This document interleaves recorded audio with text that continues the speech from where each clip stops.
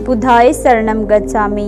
लक्ष्य को प्राप्त कैसे करें? कई बार हमें हमारे लक्ष्य के बारे में सब कुछ पता होता है कि किस रास्ते पर चलने से हमें कामयाबी मिलेगी, लेकिन फिर भी उस लक्ष्य को प्राप्त करना कठिन हो जाता है। हमारी आज की कहानी है इसी विषय पर कि लक्ष्य को प्राप्त कैसे करें। तो गाइस, आप कहानी सुनने में खो जाएं, इससे पहले हमारे चैनल को सब्सक्राइब कर लीजिए और बेल आइकन को प्रेस कर दीजिए, जिससे कि आने वाली वीडियो के नोटिफिकेशन आपके फ़ोन में आते रहें। उत्तरी भारत का एक शहर है श्रावस्ती। वह शहर भगवान बुद्ध के लिए एक महान संसाधन केंद्र था। बहुत से लोग वहां ध्यान के लिए रुकते थे और धर्म पर व्याख्यान सुनते थे। इन व्याख्यानों को सुनने के बाद एक युवक रोज शाम को धार्मिक चर्चा के लिए आता था। यह क्रम वर्षों से चल रहा था। वो नियमित रूप से बुद्ध के प्रवचन सुनता था, लेकिन उसने इसे कभी अपने जीवन में नहीं उतारा। कुछ वर्षों के बाद एक बार यह युवक व्याख्यान के लिए सब लोगों से पहले आया। तब बुद्ध अकेले बैठे थे। फिर वह बुद्ध से मिला और बोला, गुरुवर, एक सवाल मुझे लगातार परेशान कर रहा है और मेरे मन में संदेह पैदा कर रहा है। तब भगवान बुद्ध बोले कि धर्म के मार्ग पर चलते हुए किसी भी प्रकार का संशय व्यर्थ है, उसे दूर करें।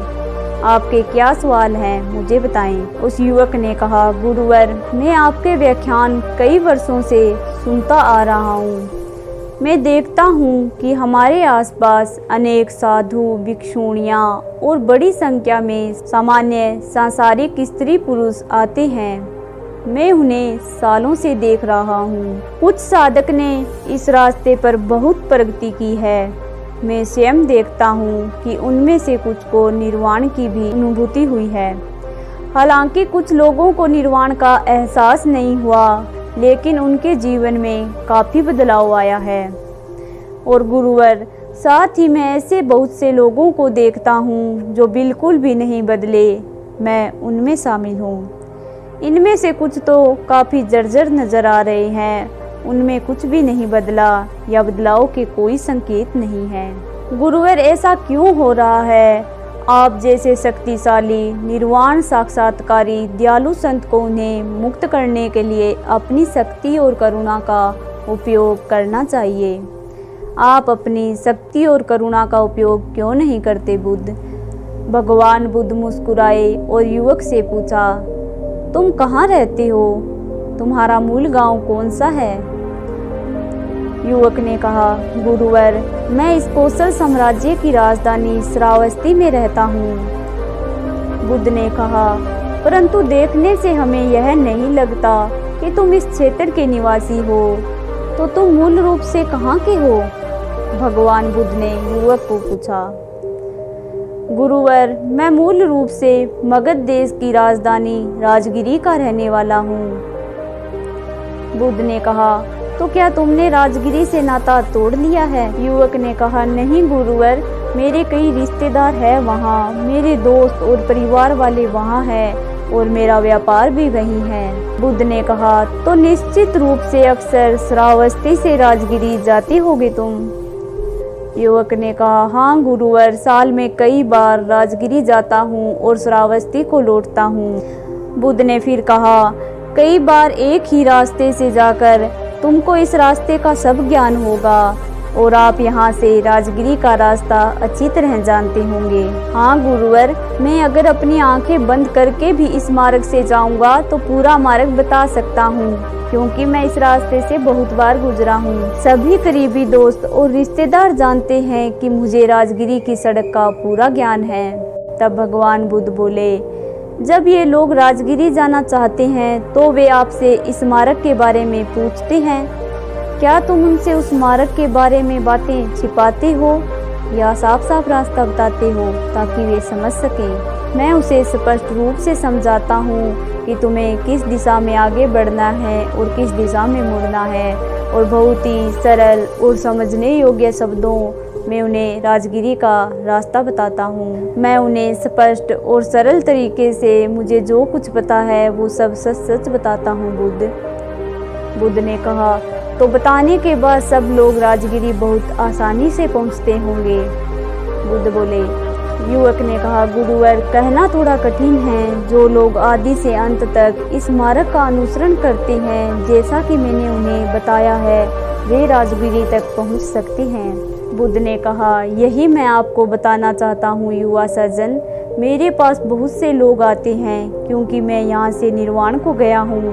मैं मार्ग को भली भांति जानता हूँ। मुझसे पूछा जाता है कि निर्वाण और मुक्ति तक पहुँचने का मार्ग क्या है, तो उनसे क्या छुपाना। मैं उन्हें स्पष्ट रूप से कहता हूँ, यही तरीका है निर्वाण प्राप्ति का। अगर कोई सिर्फ अपना सिर हिलाता है और कहता है बढ़िया, बहुत अच्छा, बहुत ही फायदेमंद तरीका है आपका, लेकिन मैं उस पर एक कदम भी नहीं चल सकूँगा, इस पर चलने में बहुत परेशानी होगी, तो ऐसे लोग इस लक्ष्य को कैसे प्राप्त कर सकते हैं, तुम बताओ। मैं इस अंतिम लक्ष्य तक किसी को अपने कंधों पर नहीं ले जा सकता। कोई किसी को अपने कंधों पर उठाकर अंतिम लक्ष्य तक नहीं ले जा सकता है। बड़े प्रेम और करुणा से कोई कह सकता है, हाँ यही मार्ग है और इस प्रकार मैं इस पथ पर चला, मुझे निर्वाण प्राप्त हुआ। अगर आप भी इस पथ पर चलेंगे और इन नियमों का पालन करेंगे तो आप निश्चित रूप से अंतिम लक्ष्य तक पहुंच जाएंगे।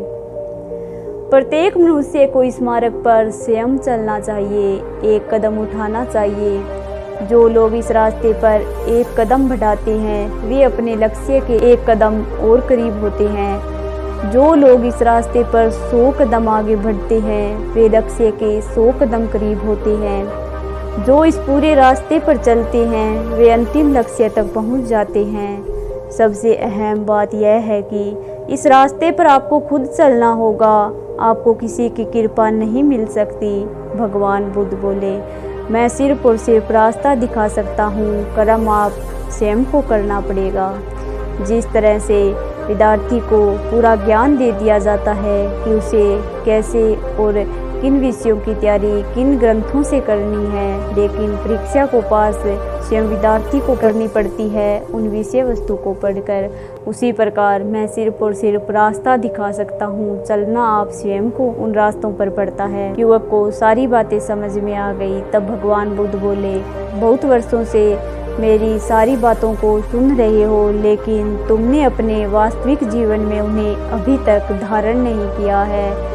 सुनने से क्या फ़ायदा अगर धारण ही नहीं किया जाए, तो फिर इन कथाओं का क्या महत्व। अगर तुम इतने वर्षों में हर वर्ष एक बात के नियम का पालन करते तो आज तुम्हारा जीवन बहुत ही सरल होता और तुम्हें मुझे ये बातें नहीं बतानी पड़ती कि तुम्हारा कल्याण नहीं हुआ। मेरे नियमों और व्रतों का पालन करने से सबका हित होता है, सबका जीवन सुखद और शांतिमय हो जाता है, फिर तुम्हारा क्यों नहीं। युवक को अपनी सारी गलतियों का एहसास हुआ और उसने मन में दृढ़ निश्चय कर लिया कि जो रास्ते बुद्ध ने बताए हैं वह उन पर जरूर चलेगा और जीवन में सुख और शांति को प्राप्त कर लेगा। तो गाइज, ऐसा ही हम सबके साथ होता है। हमारा लक्ष्य हमारे सामने होता है कि हमें क्या करना है।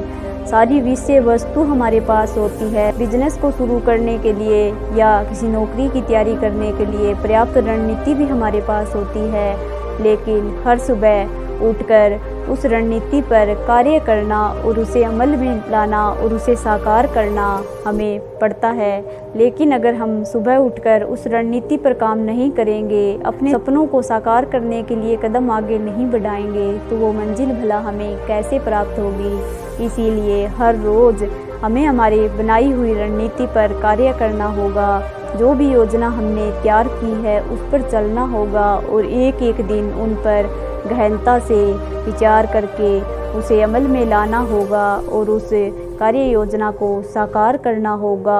तब जाकर हम हमारी मंजिल को प्राप्त कर सकेंगे। अगर हम किसी नौकरी की तैयारी कर रहे हैं तो हमारे पास सारी बुक्स हैं, सारा मटेरियल है, सिलेबस भी है, सब कुछ प्रिपेयर करके हमने रख दिया है, लेकिन अगली सुबह हम न तो टाइम पर उठे, न ही हमने अपने डेली रूटीन के सारे काम वक्त पर पूरे किए और हमने हमारा पूरा वक्त बस ऐसे ही गुजार दिया। और इसी तरह करते करते हमने कई महीने गुजार दिए और एक दिन पेपर का दिन आ जाता है, जब हमारी तैयारी की परीक्षा होती है। तब उस दिन अगर जिस विद्यार्थी ने अच्छे से तैयारी की है उसे उस परीक्षा के माध्यम से अपनी मंजिल प्राप्त हो जाती है, लेकिन जिसने अपनी बुक्स लाकर रख दी थी, पूरा सिलेबस रख दिया था, लेकिन रणनीति और कार्य योजना पर एक भी दिन कार्य नहीं किया, तो आप ही बताइए उसे उस परीक्षा के माध्यम से क्या प्राप्त हो सकता है? कुछ भी नहीं। इसी तरह हमारा जीवन है, हम जिस भी लक्ष्य को प्राप्त करना चाहते हैं उसके लिए जो कार्य योजना तैयार की है उस पर हर रोज़ हमें कार्य करना होगा, तब जाकर हमें हमारा लक्ष्य प्राप्त होगा। कोई भी गुरु या कोई भी शक्ति आपको उस लक्ष्य को प्राप्त करने में आपकी सहायता तब तक नहीं कर सकती जब आप स्वयं उसे योजना पर कार्य कर उस योजना को साकार नहीं कर देते। इसीलिए अपने लक्ष्य पर काम करने से हमें हमारी मंजिल अवश्य मिलेगी। तो आपको हमारी आज की कहानी कैसी लगी और इससे मिली सीख आपको आपकी ज़िंदगी में कितनी हेल्पफुल साबित होगी, ये तो आप इस कहानी पर अमल करने के बाद ही तय करेंगे। तो अगर आपको हमारी आज की कहानी पसंद आई है तो वीडियो को लाइक करें और चैनल को सब्सक्राइब कर लें। धन्यवाद। बुद्धाय शरणम गच्छामि।